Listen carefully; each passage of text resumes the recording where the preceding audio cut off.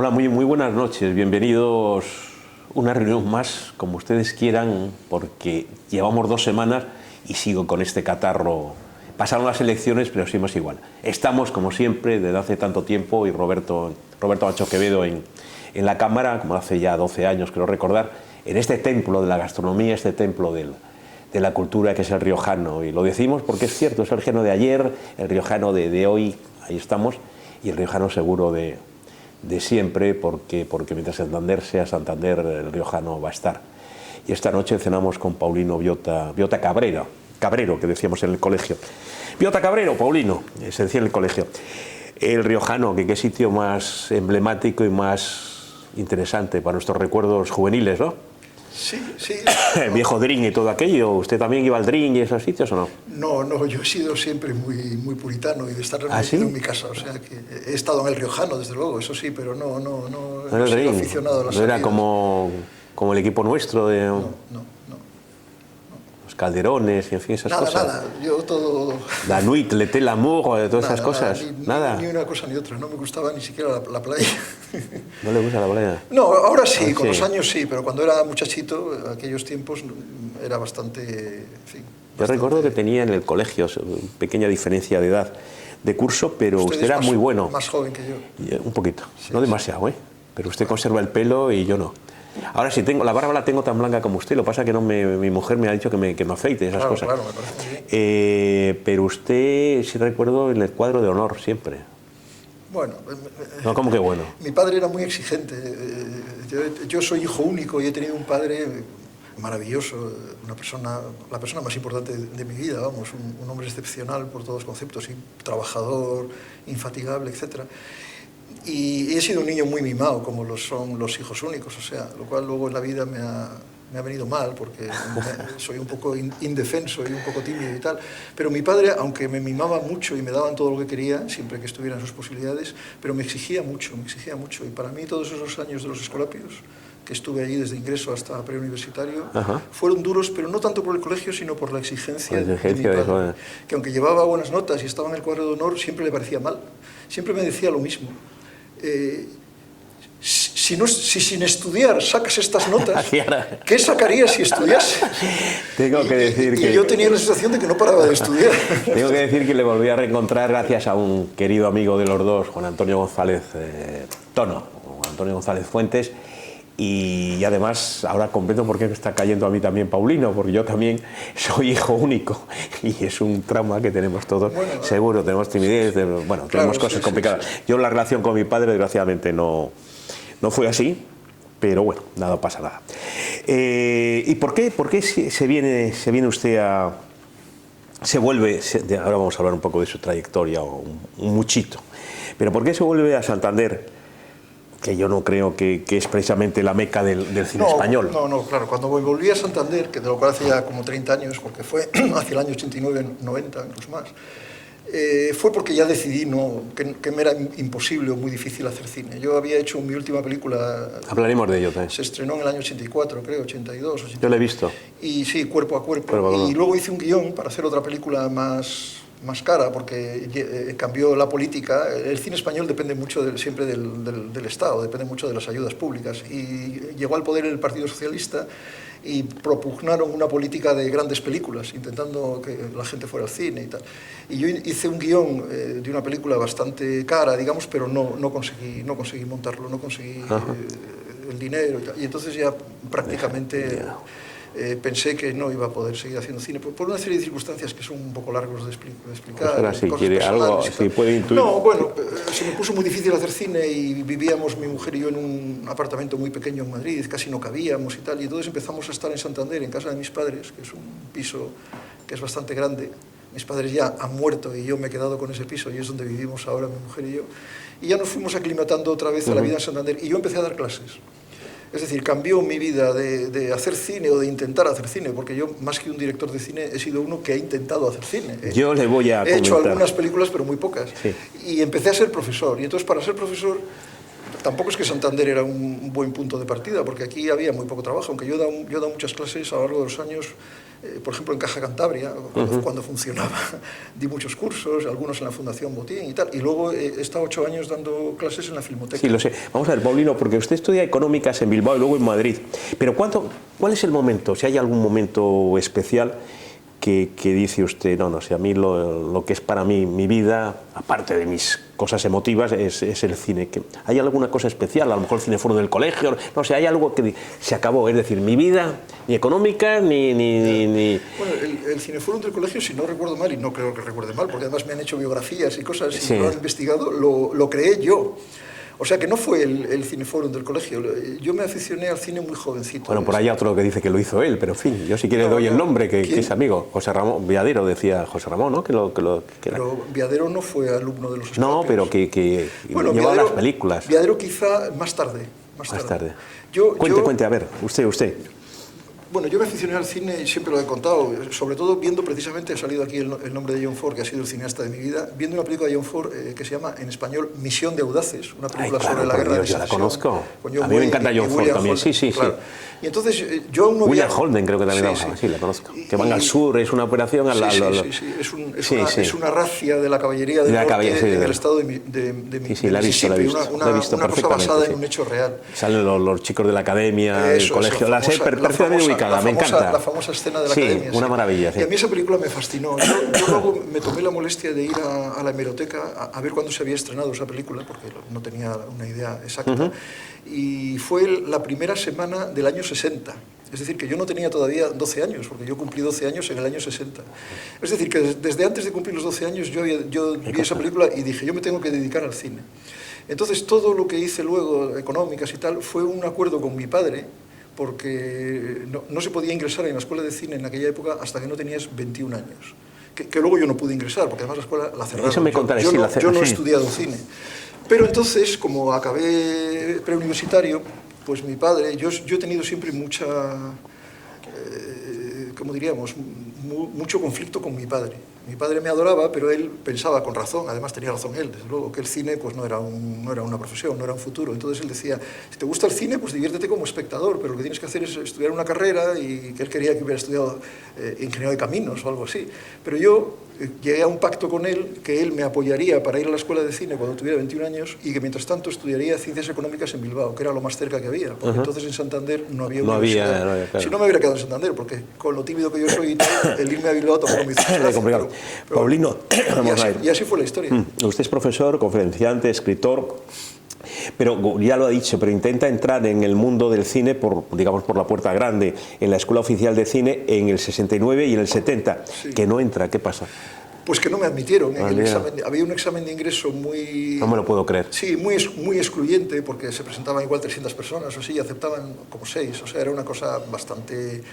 Era una especie de lotería, yo creo, y no ingresé. Y luego además cerraron la escuela de cine, porque hubo problemas políticos, había mucha gente del PC, del Partido Comunista, en la escuela de cine, y en el año 71 la cerraron, y estuvo cerrada ya, luego la han vuelto a abrir, pero ya muchos años después. Entonces en aquella época entró Julio Diamante, creo recordar, había varios por ahí. Sí, Julio Diamante yo creo que sí, había sido alumno, y yo creo que luego fue profesor. Yo he sido amigo de Julio. Sí, del partido y tal.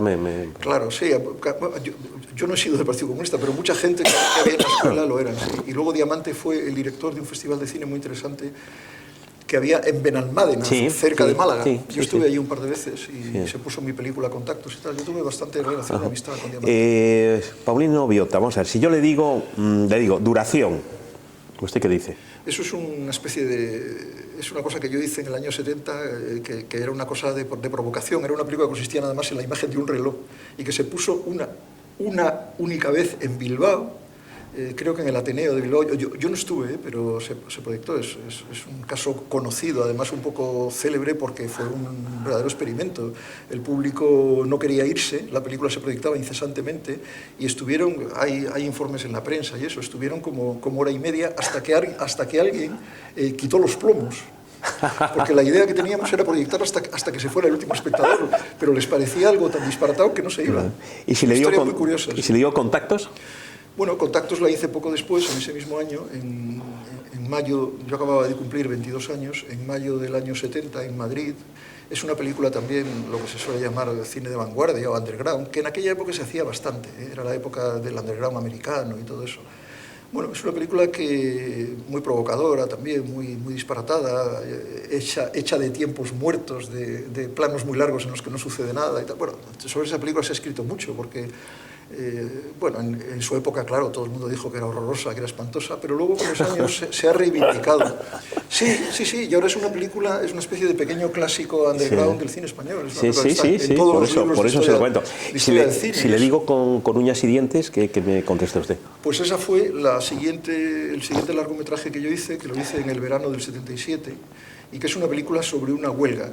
Yo quería hacer, yo estaba entonces muy politizado y era muy de izquierdas, ahora no lo soy, pero entonces lo era, y quise hacer una película, como ya la censura, era la época de UCD, todavía no se había celebrado las elecciones a la Asamblea Constituyente, porque esas fueron, me parece, en diciembre del 77, la película se rodó antes, y se rodó en un clima muy violento, porque en enero y en febrero habían sido los grandes secuestros de ETA, había sido el asesinato de los abogados laboralistas de Atocha, en enero, a finales de enero, en fin.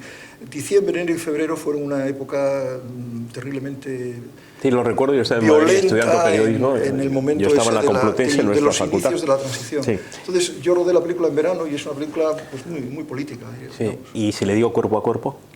Pues esa fue la última película larga que hice, que como digo la hice en los años 81, 82 y que se estrenó un poco más tarde, en el 84, y que es una película muy diferente, es una película de historias de amor. Y yo ahí lo que hice, lo he contado muchas veces, claro, hablo de corrido porque estoy... Sí. Lo que hice fue trabajar sobre todo sobre los actores. Quería hacer una película muy basada en los actores. Entonces, realmente yo lo que hice fue tratar de excitar la creatividad de los actores, porque la película prácticamente la hicieron ellos. Ellos inventaron las escenas, actuaron como de guionistas. Se hicieron improvisaciones, se ensayó mucho, en fin. Yo traté de provocar su creatividad y eso fue lo último que pude hacer. Si le digo Guadalupe Güemes, ¿qué me dice usted? Bueno, pues Guadalupe es mi mujer y llevamos juntos, pues no sé, no quiero ni pensarlo, como iba a decir 60 años. 60 años no, pero... o sí, no sé. Bueno, desde el año... Nos conocimos precisamente, cuando yo estrené lo primero que hice, que fue un mediometraje sobre las ferias que venían aquí en Santiago. Sí, lo recuerdo. En el Ateneo de Santander, que creo que lo estrené el 4 o el 5 de septiembre del año 66. Me acuerdo de la fecha porque el día 4 es el cumpleaños de ella. No nos conocíamos, pero ella formaba parte del grupo de actores aficionados del Ateneo de Santander, donde estaba también Ramón Viadero, precisamente. Sí, José Ramón. Un viejo amigo mío desde entonces. Sí. Y allí nos conocimos. Y luego hemos trabajado casi siempre, o siempre. Yo lo he visto y me parece una actriz desaprovechada. Tenía que haber seguido su carrera, pienso yo, ¿eh? Ya, bueno, pero el amor, ¿no? El amor, ¿no? No, pero no fue por eso. Ella hubiera seguido su carrera y trabajó, no solo trabajó conmigo, trabajó también en televisión y algunas cosas de teatro y alguna película que otra. Si fue una actriz desaprovechada es porque en España el cine no da para mucho. Y hay muchos actores desaprovechados y muchos guionistas desaprovechados y muchos directores desaprovechados. Es decir, hay más oferta que demanda. Hay más gente que quiere hacer cine o teatro y que yo creo que tienen talento que la capacidad que tiene la sociedad, la cantidad de... España, yo siempre digo lo mismo, es un país sin público. Y si no hay público, no puede haber una industria del cine y ni siquiera puede haber un teatro... Tal. Bueno, o sea que de alguna manera usted dejó de hacer cine, películas grandes me refiero... Sí. Por no poder falta de dinero, falta de dinero. Por dificultades para encontrar financiación. Era más complicado. Yo he contado más veces, pero bueno, sí. No, es que siempre las cosas se repiten. Sí, pues a mí me impresionó mucho una cosa que contó Fernando Fernán Gómez, que él iba a hacer una película con Ricardo Franco, un director que, por cierto, era un gran director, pero que murió joven. Y, en fin, tenían, como todo el mundo, muchos problemas para conseguir el dinero. Cuando consiguieron el dinero, contaba Fernán Gómez que Ricardo Franco le llamó por teléfono y le dijo: ¡ah, hemos conseguido el dinero! Y estaba loco de alegría, loco de entusiasmo. Y entonces Fernán Gómez decía: a mí eso me mosqueó. Ponerse tan contento por poder hacer una película es muy mala señal, porque claro, te tienes que poner contento cuando la acabas, porque te puede salir bien o te puede salir mal.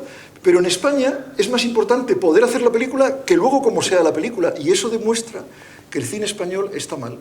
Esa explicación me parece tan bella que yo no puedo añadir, además yo creo que es muy Entonces, exacta, ¿no?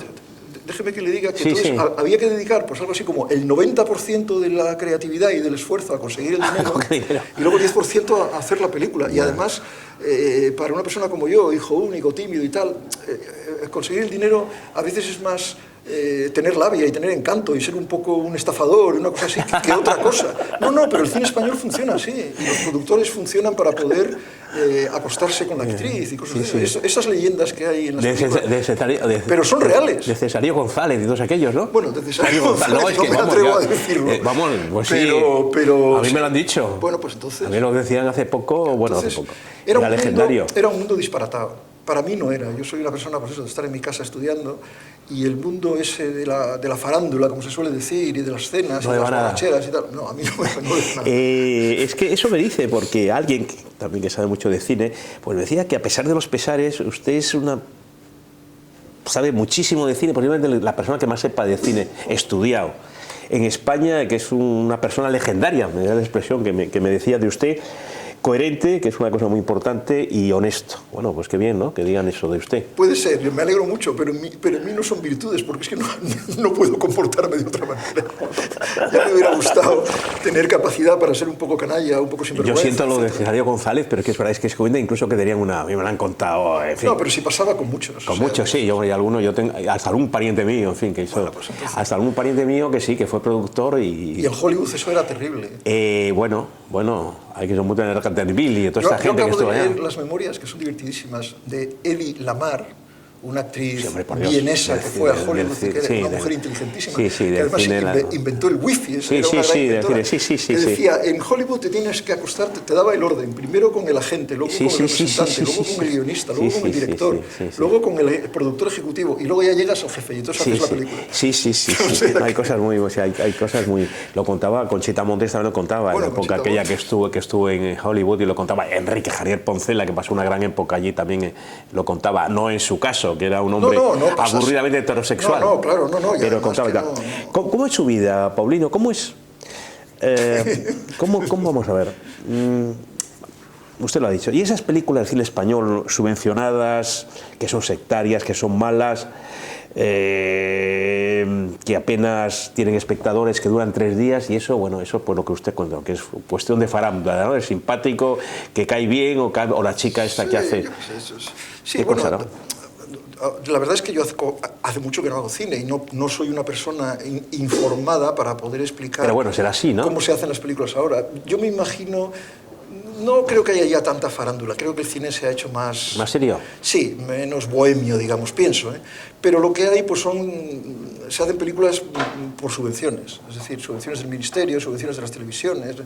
Yo creo que hay asuntos que yo no entiendo, pero que es más una cosa casi de banqueros y de finanzas que otra cosa. ¿Qué puede costar una película? ¿Actualmente? Sí. No lo sabría decir. Yo creo que oscila mucho, puede oscilar muchísimo. Entre una película de Almodóvar que puede costar millones de euros y una película barata que se puede hacer... ¿Qué es una película barata, qué sería?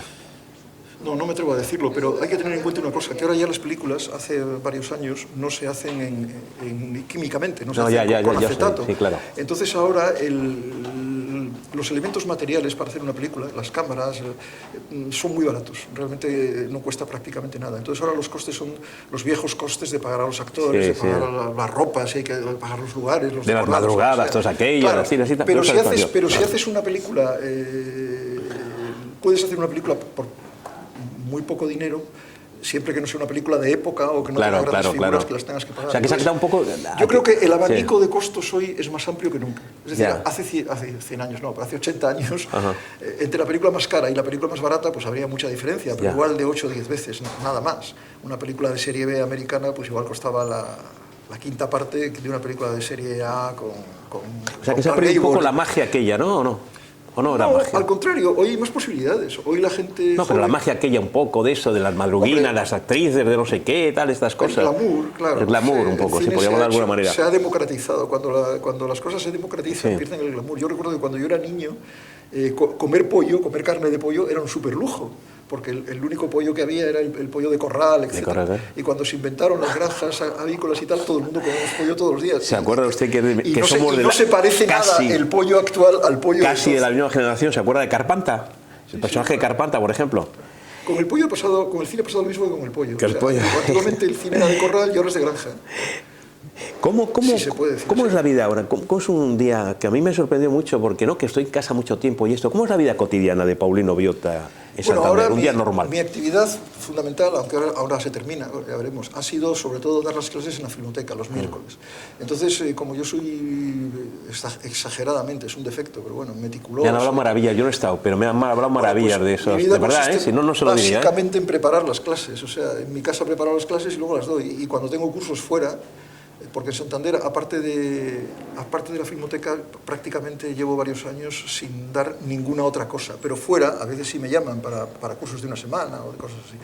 Entonces, nada, el trabajo de prepararlo. Y la vida en casa, y tengo una tía muy viejecita que tengo que cuidar, tenemos que cuidar mi mujer y yo, que no hemos tenido hijos. Y cuidar a mi tía y preparar las clases de Santander o de fuera de Santander. Yo soy un enamorado del cine, o sea, que no me resulta...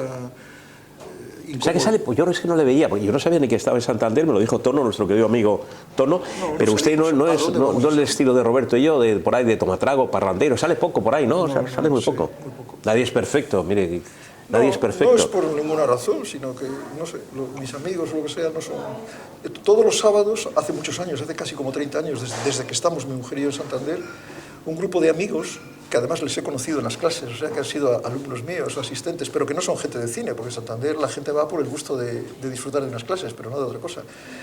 Nos reunimos todos los sábados y cenamos y vemos una película. Ah, qué bien. Esa es mi vida social, pero lo hacemos en mi casa. Ay, qué bien. Y a veces hay 5 o 6. ¿Dónde vive usted? Si no es, en la calle Nicolás Salmerón.